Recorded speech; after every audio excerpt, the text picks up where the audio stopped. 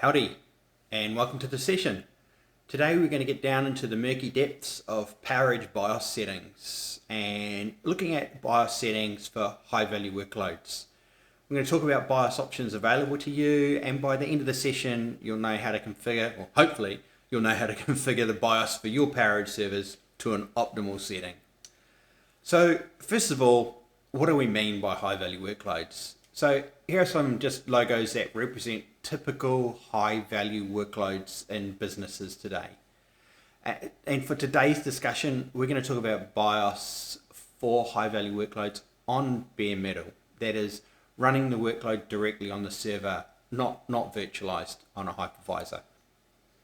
So why don't we set BIOS settings? Like, most server users don't delve into BIOS on a new server. And there's a reason for that. There are just so many settings with so many permutations. A PowerEdge server has about 80 configurable BIOS settings across 13 different sections like memory, CPU settings, boot settings, through to security settings. So let's assume each of those 80 settings only has two configurable options, on or off, which is a terrible assumption, and it's not correct at all, but it'll help illustrate my point. Namely, if we have over 80 settings and we can turn each setting either on or off, how many different ways could we configure the server? Lots. Basically, there are over 6,000 permutations of BIOS settings in a PowerEdge server. Now, admittedly, most of those permutations would result in a server that probably doesn't work properly, and the server, for the most part, will stop you from setting, stupid BIOS settings that would mess things up badly. But you can still mess things up. And I think this is the reason why so many people don't get deep into BIOS settings. The server boots, the OS loads, it works, so if it ain't broke, don't fix it, right? So what if it was actually broke and we just didn't know about it? So what are all these BIOS settings? Some of them are obvious and typically well understood: boot devices, maybe RAID settings for internal storage. But today we're going to discuss some of the CPU settings, and in particular some settings that can have an impact on workload performance, namely CPU power management. So we're talking specifically about Intel's approach on Xeon processors, like those found in an R640 rack server or an MX740C blade. And this general idea is actually part of what's called the Advanced Configuration and Power Interface, or ACPI, and so can apply across other CPU brands and sometimes even architectures. Now, power management in CPUs and their subsystems is done via P states and C states.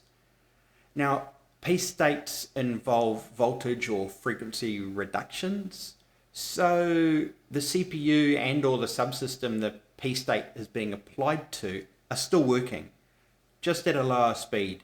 Therefore, their effect on performance is minimal. Now, C states, on the other hand, they power down idle CPU systems. That is, they are executing nothing. Now, this can and does have an effect on performance. So what are C states? So here's an official definition of what a C state is from Intel. It's a bit of an eye chart here, really, but the current ACPI specification delivers seven different C states, and only one of those actually has the CPU running. On an end user device like a laptop or a desktop, these states often have little or no sort of noticeable impact on performance from a user's point of view.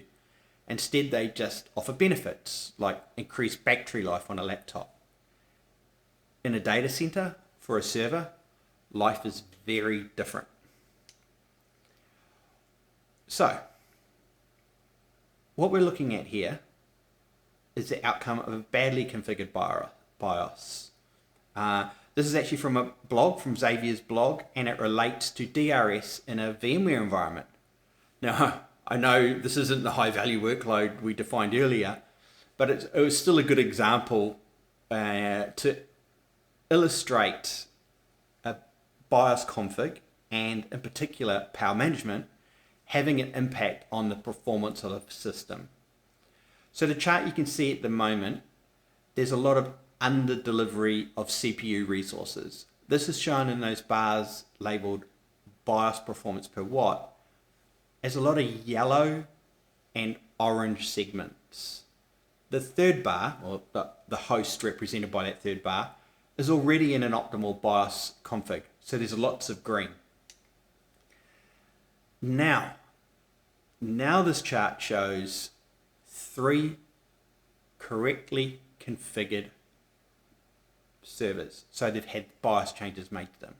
There's lots of green everywhere, and the red zones that we can see in the hosts are now actually hosts that are maxed out. DRS actually doing its job, moving things around. So what changes were made? So the changes that were made to sort that performance were C-state options within BIOS. Luckily, instead of having to do all the research like Xavier did in his blog post, you can simply set the options you need. Now, Dell PowerEdge servers come with various system profiles, but the two you probably care about the most are the Dell Active Power Management, and the other is called Performance. Basically, think of them like this.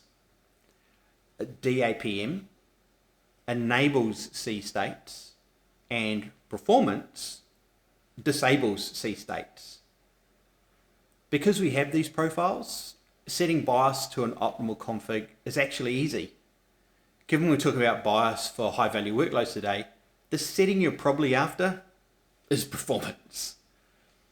As a general rule, for a server in a data center versus, say, a server at the edge, the system profile is probably going to be the right place to start. That performance profile, is probably going to be the right place to start. This will provide the optimal performance not only for high value workloads, but also for those virtualized environments.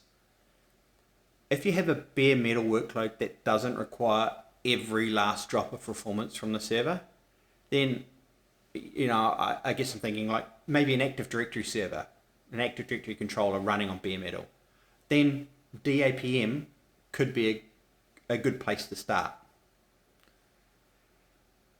Now, if you're a Dell EMC partner and you're watching this, or you're a customer and you're watching this, you can set your BIOS at the time of config. So even before you purchase the server, you can configure the BIOS to be in the state that you think is the correct state for your workload.